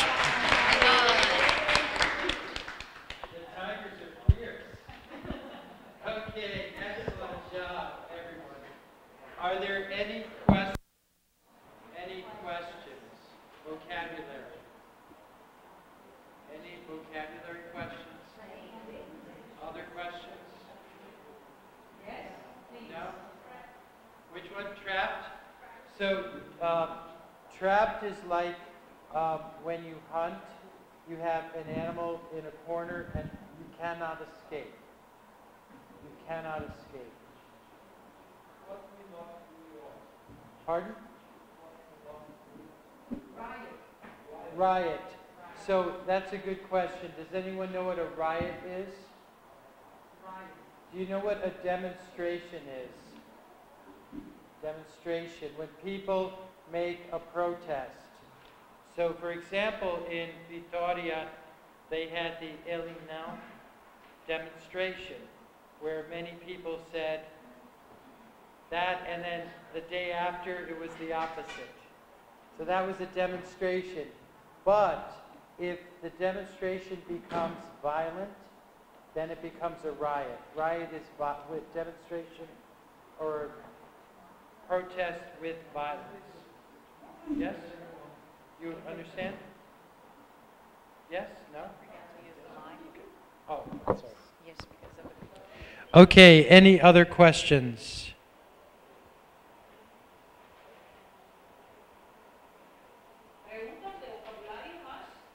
Do you know seize?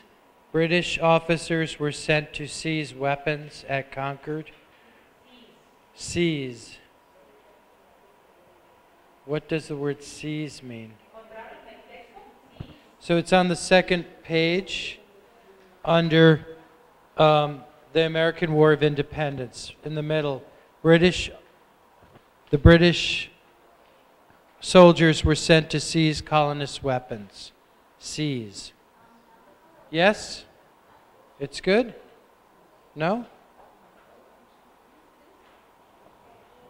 It's right here.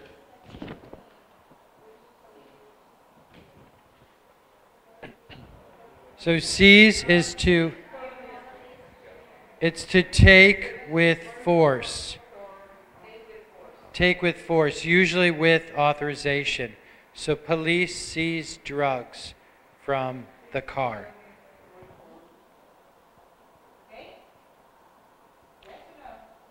Any other questions? Seize is to take with force. Usually police. Police seize drugs. Yes? They take with force. Yes, do you understand? Please, if you don't understand, try not to translate to your colleague, right? Intenten no traducir a lo que saben, porque eso ocurre mucho en sala de clases. Sabemos de eso. El amigo quiere ayudar al otro amigo traduciendo, pero busquen no hacerlo, porque así no estamos ayudando al amigo. Vamos a intentar entender lo que el profe está diciendo, o si hablamos en inglés o en español, se da paso en español, claro. ¿Sí o no? Yeah? Seize by force, okay? Take something. Yes, yes. Just like the police. Police seize. Any other questions, vocabulary questions? Yes.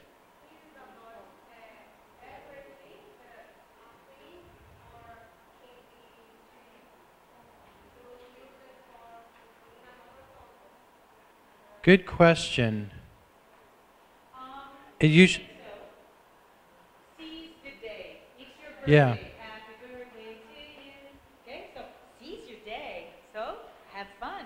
Take by Enjoy. force and enjoy. It's yours. Yeah. That's it. Exactly. Good question. Okay, any others? No? Yes? Okay. What we're going to do is this. Can you see the questions, Tigers? Yes? So you, as a group, will answer questions 1, 2, 3 only.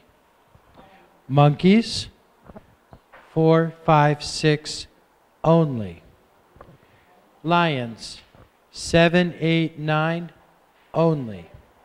However, while you're answering the questions, I will come to your groups, and for most, I will give you additional information.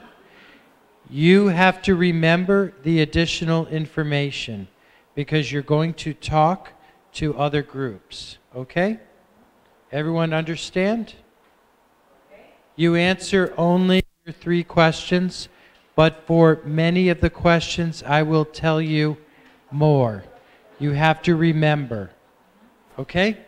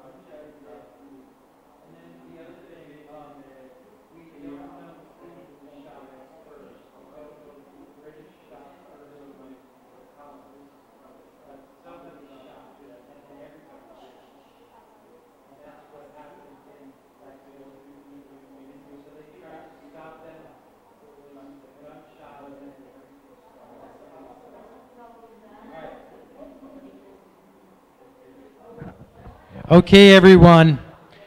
I need for you in your groups to choose 2 captains. Choose 2 captains. Well, you're going to have to speak in English, though. Yes. I'm sorry. You have to make a mighty effort. If you don't want to speak English, the only other option is Español.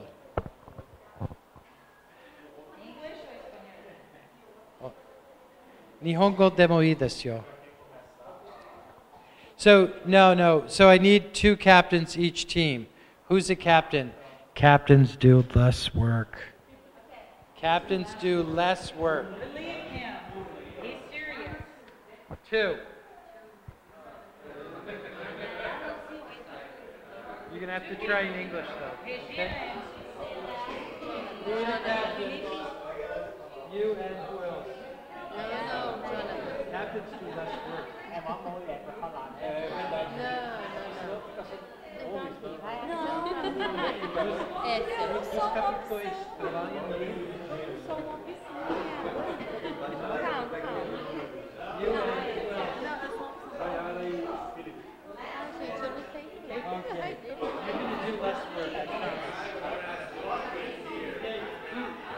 Who are the captains here? And, okay, you do less work. You do less work. They have to talk more. Shh. It's true. I don't lie. Who are the team captains? Okay.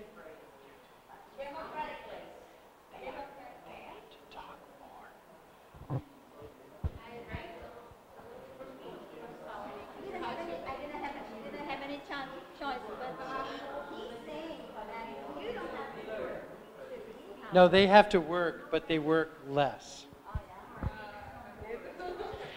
Okay, so this is what we're going to do.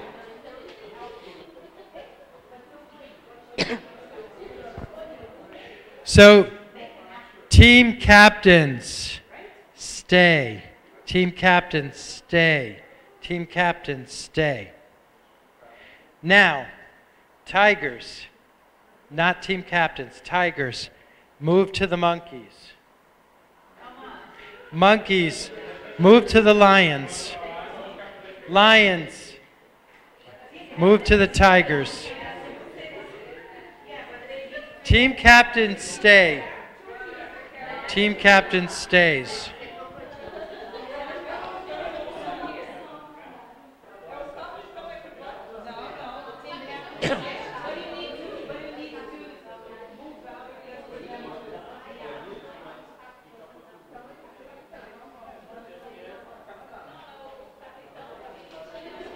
Which group are you?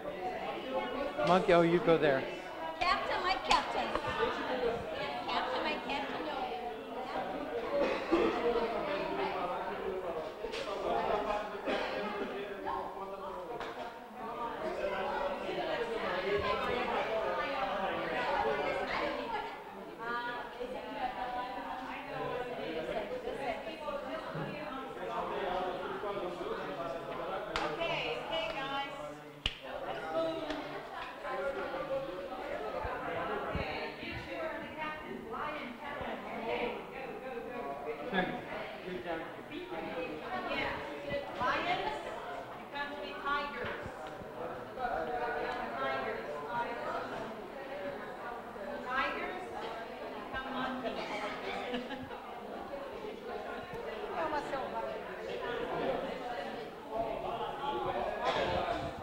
Yeah. But outside it's so hot. Okay. Everyone moved? So I think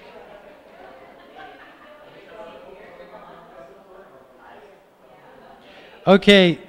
I think we're missing who's lion? Lion, not team captains. Lions? Okay, very good. All right, so what we're going to do is this. Team captains, you begin. So team captain for the Tigers, you two are going to tell your group 1, 2, and 3. Then your group will tell you 7, 8, 9. Yes? Monkey group. Team captains 4, 5, 6. Then the Tigers will say 1, 2, and 3. And then the same in the lion group, 7, 8, 9. Then the group, the other team will say 4, 5, 6. You remember, you have to include the extra information I gave you. Include the extra information I gave you. Ready? Go.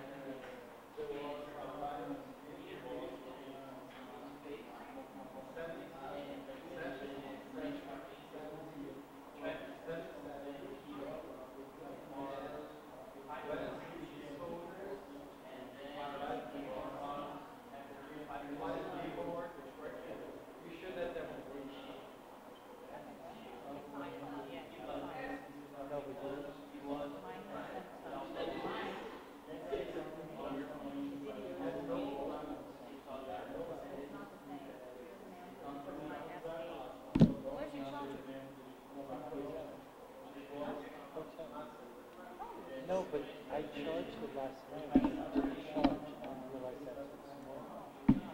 I plugged it in.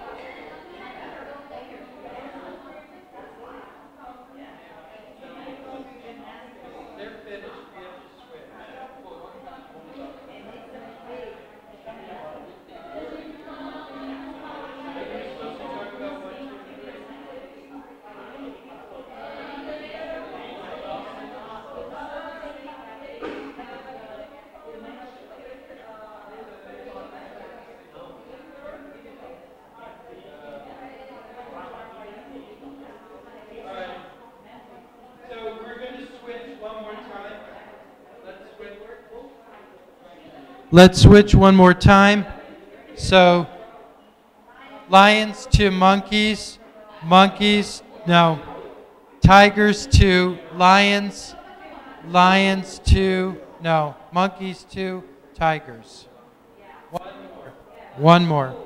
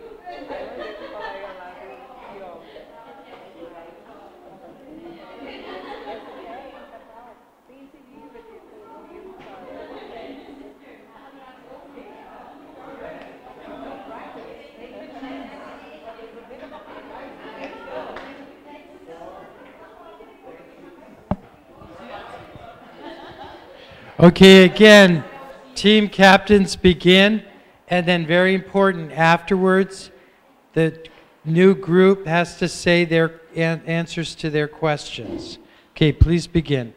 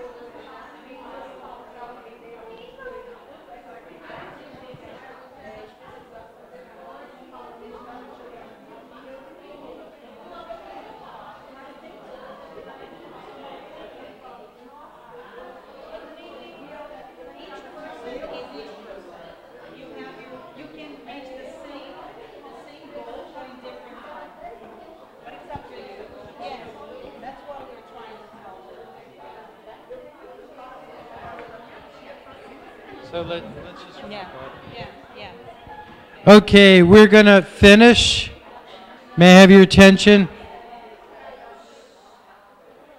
So what we're going to do is now all of us are experts in the questions, so it doesn't matter who answers. So I'm going to pass it over here. Question number 1.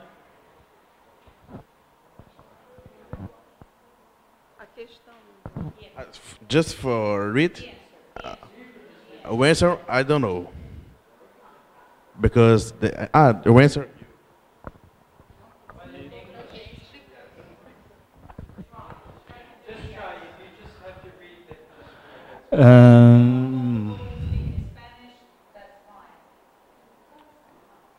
What?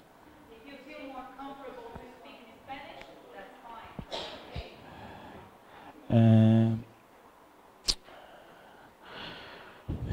Oh yeah. What freedoms did colonists who came to live in North America look for prior than the war for independence? What freedoms very important for religions, political and economic freedom from the British. Yes? Okay.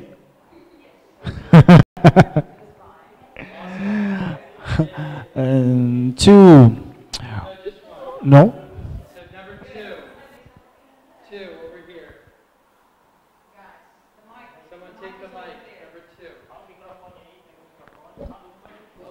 Alonso. Just two countries. What two countries?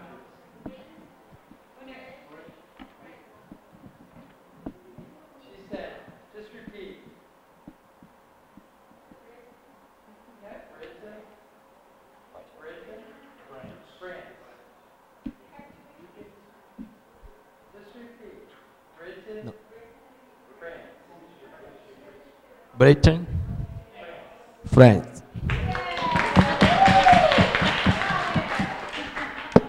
Okay, number three over here. Já decora logo a quarta.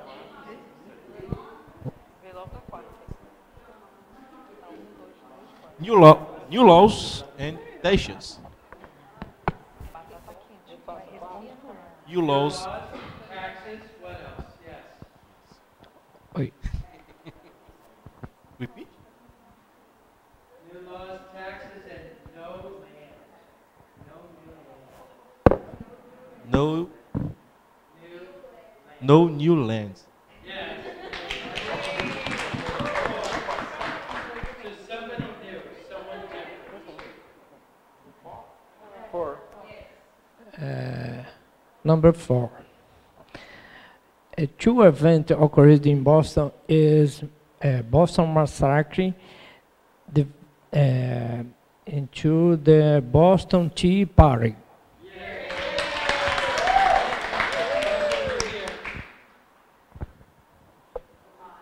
But different person.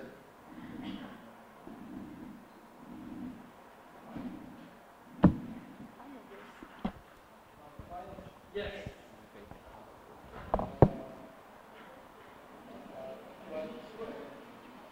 So I'm sorry, five. What events occurred? What was the start of the war?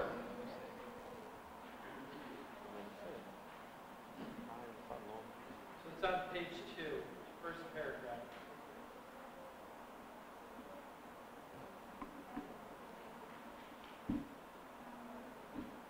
Page 2, first paragraph. So remember the British went to conquer, to seize what?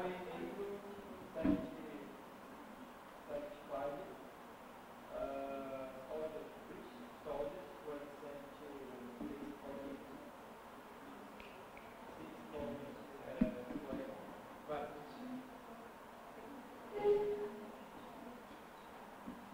And the next part, shots.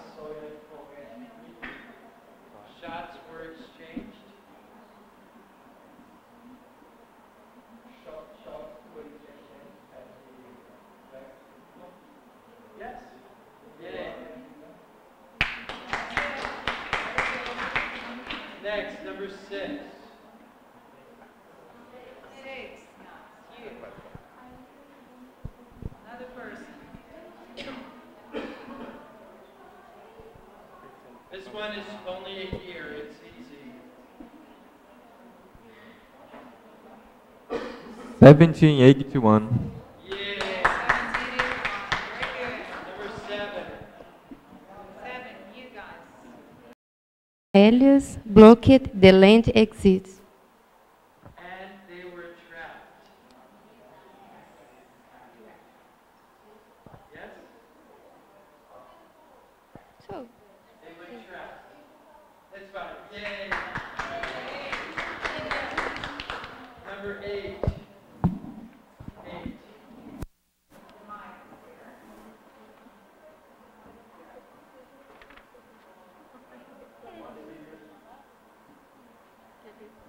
What year was the peace treaty signed between the U.S. and Britain? In 17 83 in Paris.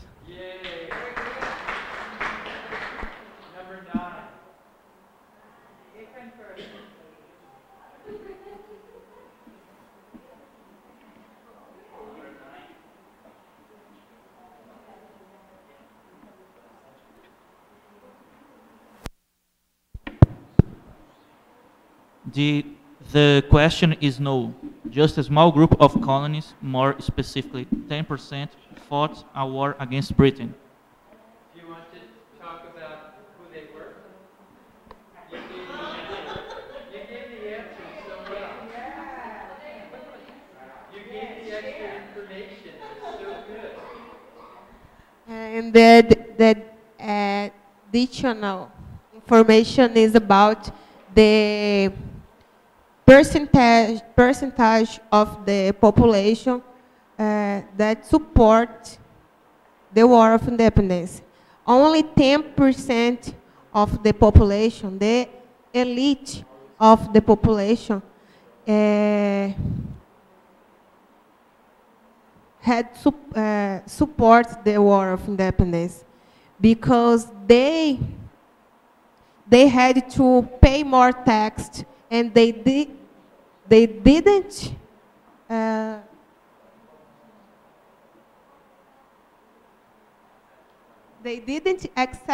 accepted the new taxes and the new rules, and the 80% of the population didn't care about the independence. If the United States became independent or not, they don't care. They didn't care about. Yeah.